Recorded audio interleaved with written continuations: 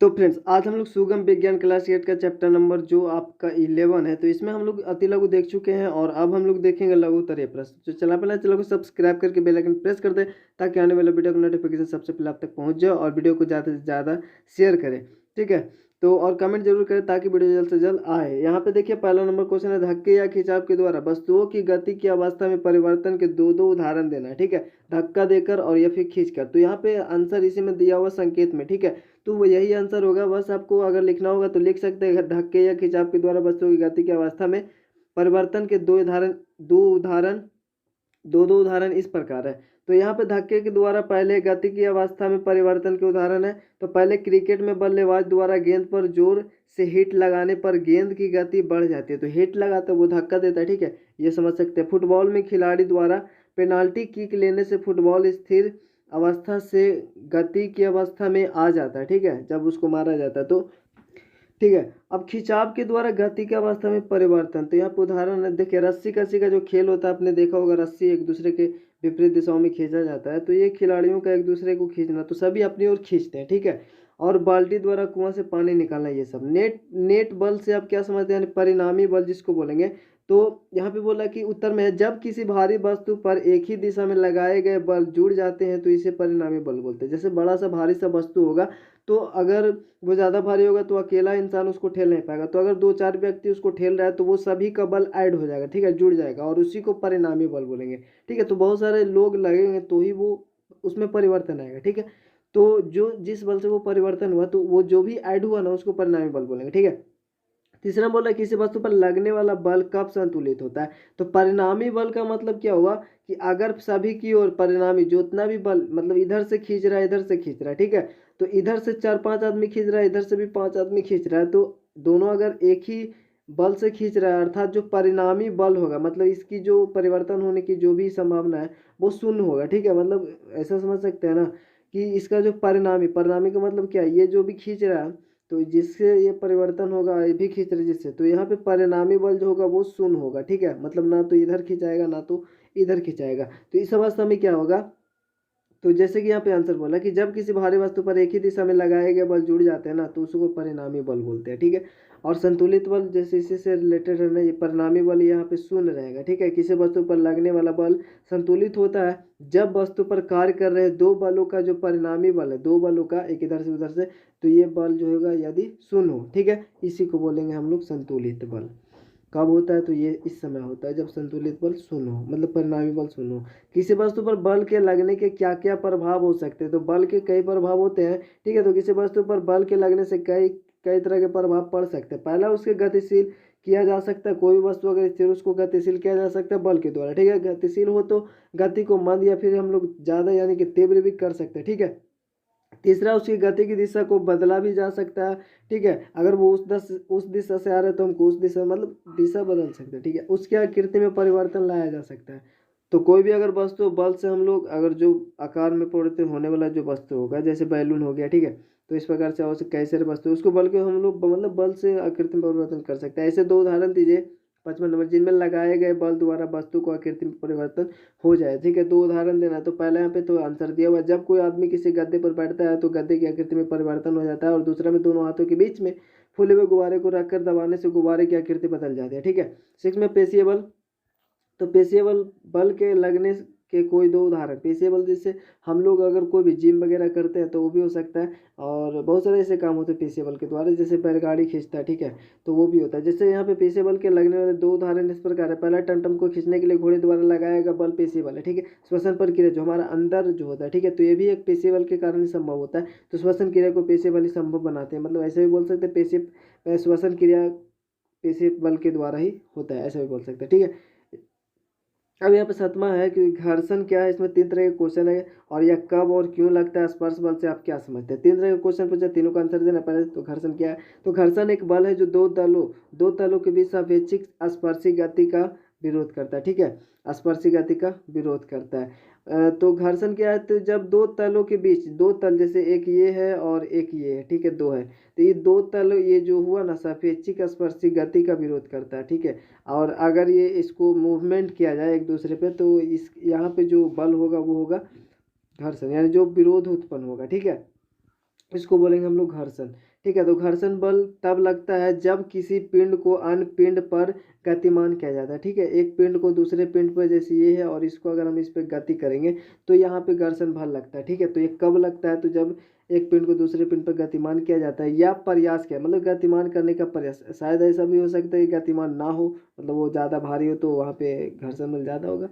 ठीक है, तो वो ना हो भी हो तो इसलिए यहाँ पे लिखा हुआ प्रयास किया जाता है। घर्षण एक सतह के उठाव दूसरे सतह के गड्ढों के कारण लगता है। घर्षण इसलिए लगता है। ठीक है, यहाँ पे बोला क्यों लगता है, तो जैसे एक में गड्ढा एक में ऊंचा, ऐसा कुछ होता है। ठीक है, तो इसी के कारण यहाँ पे गड्ढे के कारण जिस वस्तु पर, मतलब उठाव और दूसरी सतह के गड्ढे के कारण यहाँ पे लगता है। ठीक है, और जिस वस्तु पर बल बल उसके संपर्क में आकर लगाया जाए तो उसे हम लोग स्पर्श बल कहते हैं, यानी टच करके। ठीक है, और बहुत सारे ऐसे चीज़ जिसको बिना टच के हम लोग करते हैं, जैसे चंबुक का उदाहरण दिए थे उसमें रीडिंग करके इसमें। और अब 8वां नंबर क्वेश्चन में कि ऊपर की ओर फेंकी गई गेंद की गति में किस प्रकार परिवर्तन। ये कुछ ऐसा अटपटा सा टाइप से क्वेश्चन, मतलब क्वेश्चन कंप्लीट शायद ना हो या फिर किस प्रकार का परिवर्तन है। तो आपको पता है कि जो ऊपर जो भी फेंका गया गेंद है तो वो गति में परिवर्तन इसलिए होता है क्योंकि जो पृथ्वी है वो सभी चीज को अपने केंद्र की ओर खींचता है, क्योंकि पृथ्वी में गुरुत्वाकर्षण बल है। ठीक है, तो शायद इसका क्वेश्चन ये कंप्लीटली हो कि ऊपर की ओर फेंकी गई गेंद की गति में परिवर्तन किस कारण होता है। ठीक है,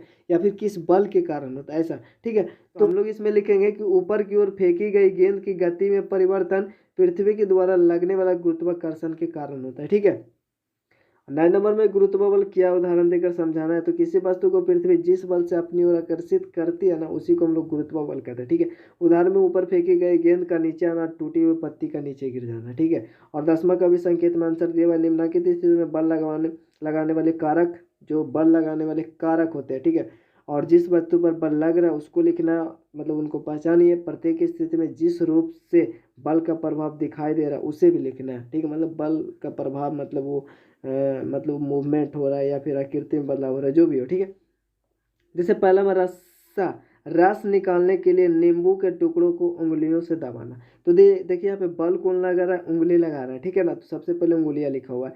और उसके बाद यहाँ पे बोल रहा था सबसे पहले वस्तु पर बल लग रहा है, फिर किस वस्तु पे बल लग रहा है? तो नींबू हुआ। ठीक है, नींबू पे लग रहा है। और जब हम लोग रस निकालने के लिए अगर नींबू को टुकड़े को उंगलियों से दबाएंगे तो उसका आकृति में तो परिवर्तन होगा ही। ठीक है, तो ये यहाँ पे लिखा हुआ। उसी प्रकार से सब है। यहाँ पे बोल रहा है रस निकालने के लिए, तो यहाँ पे बोल रहा है दंतमंजन की ट्यूब में पेस्ट बाहर निकालना होगा। तो दंतमंजन की पेस्ट से अगर हम लोग पेस्ट बाहर उसमें भी उंगली दबाएंगे, ठीक है, तो उंगली से बल लगेगा, किस पे बल लगेगा? ट्यूब पे, और इसमें भी आकृति का परिवर्तन होगा। ठीक है, और अगला है कि दीवार में लगे हुए हुक से लटकी कमानी के दूसरे सिरे पर लटका एक भार। तो जो भी लटका हुआ होगा, ठीक है, मतलब एक भार लटका हुआ है, तो यही तो मतलब कि मतलब यही तो बल का कारण होगा। ठीक है, तो यही बल लगाएगा। ठीक है, और बल किस पे लगेगा? कमानी पे, क्योंकि कमानी पे लटका हुआ, और कमानी पे लटका हुआ तो उसमें आकृति में परिवर्तन भी। ठीक है, तो पैर, और यहाँ पे हो गया ये क्या था? भार कमानी परिवर्तन। अब है कि ऊंची कूद करते समय एक खिलाड़ी द्वारा निश्चित ऊंचाई की मतलब छड़ को पार करना। ठीक है, छड़ को पार करेगा तो बल कौन लगाएगा? पैर, क्योंकि वो मतलब क्या कर रहा है? कूद रहा है। ठीक है, किस पे कूदेगा? जमीन पे, तो जमीन पे बल लगेगा और इसमें गति में परिवर्तन आएगा। ठीक है, मतलब जब वो कूदेगा तो गति में परिवर्तन आएगा। ठीक है, और यहाँ पे 11 नंबर क्वेश्चन में भी संकेत में आंसर है। आप अपने हाथ में पानी से भरी एक प्लास्टिक की बाल्टी लटकाए हुए बाल्टी पर लगने वाले बलों के नाम बताइए और विचार विमर्श कीजिए कि बाल्टी पर लगने वाले बलों द्वारा उसकी गति की अवस्था में परिवर्तन क्यों नहीं होता है। तो देखिए, बाल्टी पर लगने वाला बल पानी का भरा, ठीक है, बाल्टी पर गुरुत्व बल है क्योंकि वो नीचे से वो खींच रहा है। रस्सी का तनाव और बाल्टी की गति की अवस्था में परिवर्तन नहीं होता क्योंकि बाल्टी पर लगने वाले तीनों बलों का परिणाम शून्य होता है। ठीक है, अर्थात बल संतुलित होता है। इसीलिए बाल्टी पर लगने वाले तीनों बल क्या होता है? शून्य होता है, अर्थात बल संतुलित होता है। तो इसीलिए यहाँ पे बोला कि उसके मतलब उसकी गति में अवस्था में परिवर्तन नहीं होता है। ठीक है, तो यहाँ पे बोल रहा था क्या बोल रहा? आप अपने हाथ में पानी से भरी एक प्लास्टिक की बाल्टी लटकाए हुए बाल्टी पर लगने वाले बलों के नाम बताइए। तो अभी पता चला गुरुत्व बल है। ठीक है, फिर विचार विमर्श कीजिए कि बाल्टी पर लगने वाले बलों द्वारा उसकी गति की अवस्था में परिवर्तन क्यों नहीं होता। तो यहाँ पे सब कुछ लिखा हुआ, ठीक है, संकेत में। तो पानी से भरा बाल्टी गुरुत्व बल है और रस्सी का तनाव बाल्टी की गति को अवस्था में परिवर्तन नहीं होता है। और ये हमारा क्योंकि यहाँ पे बाल्टी पर लगने वाला वो तीनों बलों का परिणामी जो भी, जैसे कि यहाँ पे पानी से एक भरा हुआ भी है और बाल्टी पर गुरुत्वाकर्षण बल है और रस्सी का भी तनाव है, ठीक है।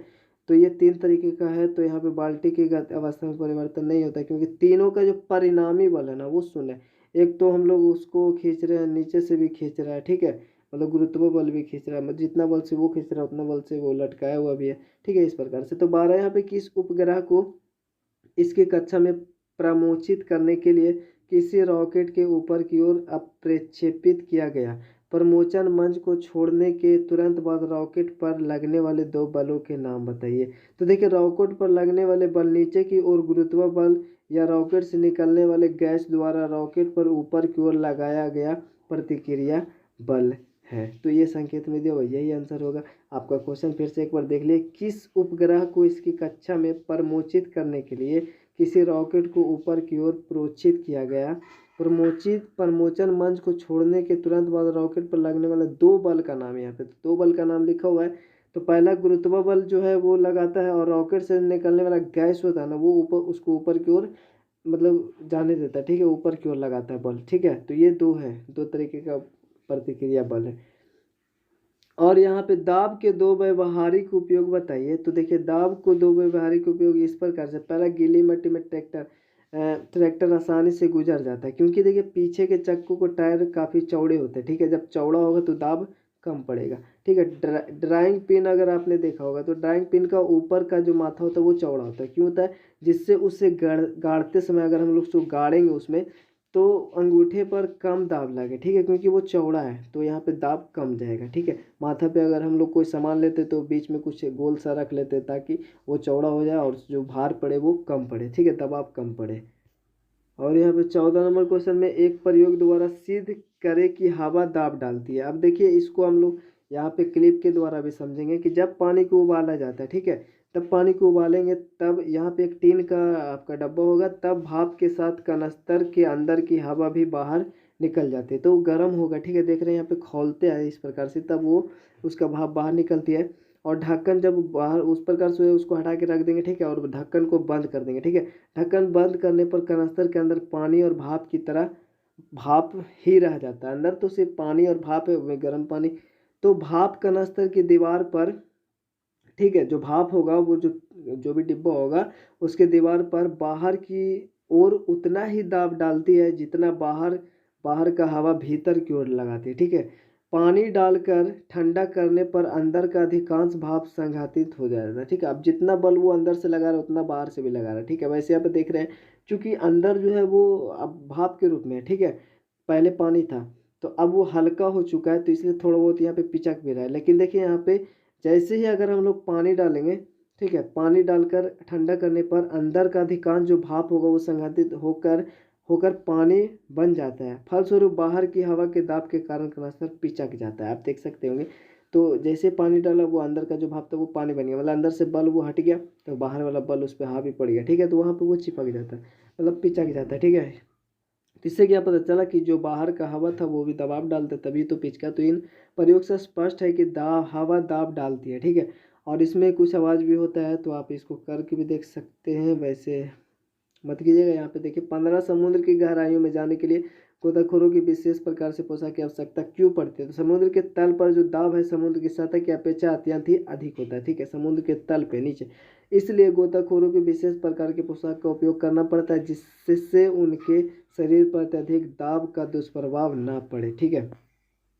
और 16 नंबर क्या होता है तब जब, तो यहाँ पहला फुटबॉल का खिलाड़ी जमीन पर पड़ी गेंद पर ठोकर मारते हैं तो वो गतिशील हो जाएगा, गेंद गतिशील हो जाता है, ठीक है। साइकिल सवार तेजी से पेंडल अगर मारने लगेगा तो उसकी गति में तेजी आ जाएगा, ठीक है, तो ये लिखा हुआ है।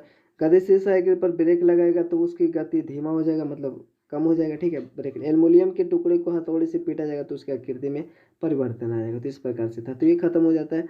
और वीडियो अच्छा लगा तो लाइक कमेंट शेयर करना, चैनल को सब्सक्राइब करके बेल आइकन प्रेस करना। मिलता है आपसे नेक्स्ट वीडियो, तब तक के लिए जय हिंद, जय भारत।